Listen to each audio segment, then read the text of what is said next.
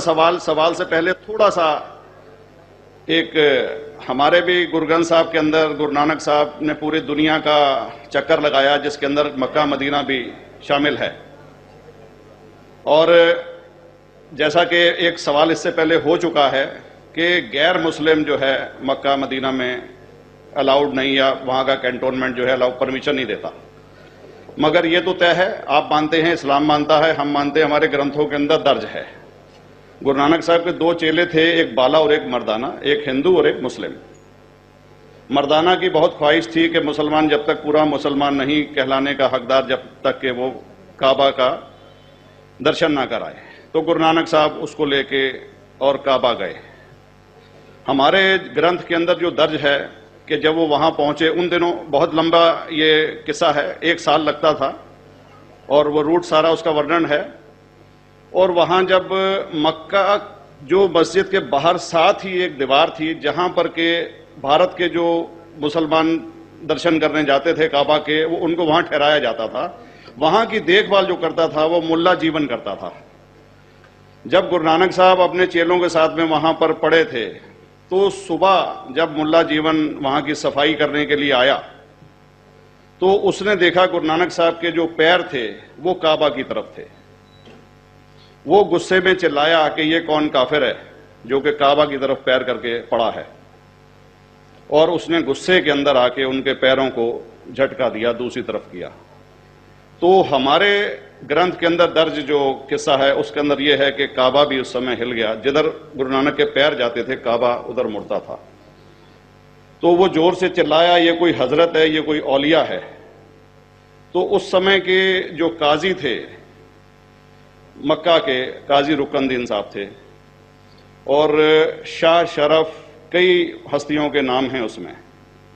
तो मैं ये जानना चाहता हूं कि ये वर्जन को आप मतलब एग्री करते हैं, और करते हैं तो इसका हमारे मुस्लिम ग्रंथों के अंदर किस तरीके से उल्लेख है, ये कृपया बता। भाई साहब ने एक सवाल पूछा अपने गुरु ग्रंथ साहिब के मुतालिक, और अल्हम्दुलिल्लाह मैं भी गुरु ग्रंथ साहिब पढ़ चुका हूं।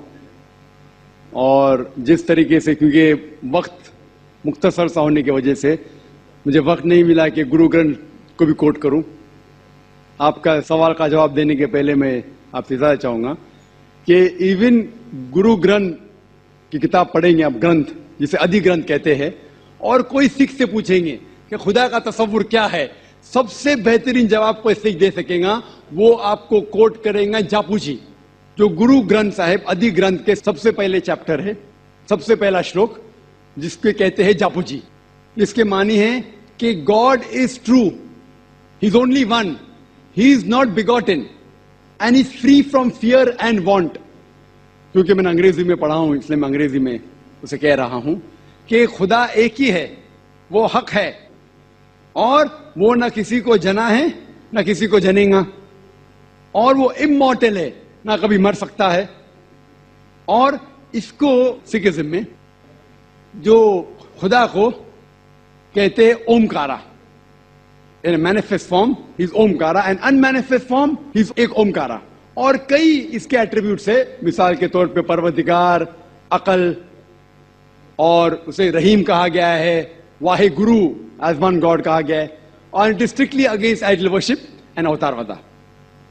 भाई साहब का सवाल था कि उन्होंने ग्रंथ में पढ़ा कि गुरु नानक साहब मक्का के, और उनका पैर काबा की तरफ था, और कोई मौलवी ने पैर को हिलाए और काबा हिल गया। क्योंकि ये age of science and technology है, अगर कोई चीज जो किताब हजारों साल पहले लिखी गई है, 10,000 साल या 4,000 साल, तो शायद उसके बारे में हिस्टोरिकल रिकॉर्ड मिलना मुश्किल है। हालांकि इवन जीसस क्राइस्ट के बारे में 2000 साल हिस्टोरिकल रिकॉर्ड है। क्योंकि सिखिज्म जो एकदम नया मजहब है, जितने मजाहिब के मुकाबले हिंदुस्तान में नया है, कुछ सैकड़ों साल पहले 15th सेंचुरी में, toward the end of the 15th century, Guru Nanak साहब जो पंजाब के थे, ये मजहब तो कायम हुआ। हार्डली 400-500 या 400-500 साल।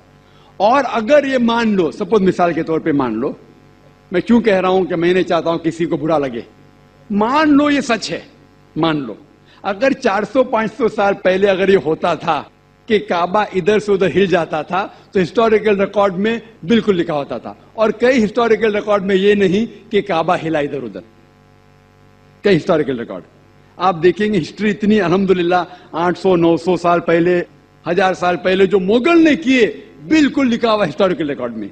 तो ये कहना कि गुरु नानक साहब वहां गए और काबा हिल गया, ये बिल्कुल साइंस के खिलाफ है, क्योंकि साइंस में कोई भी रिकॉर्ड नहीं है, वहां के देश के रिकॉर्ड में कहीं भी नहीं कि काबा हिला।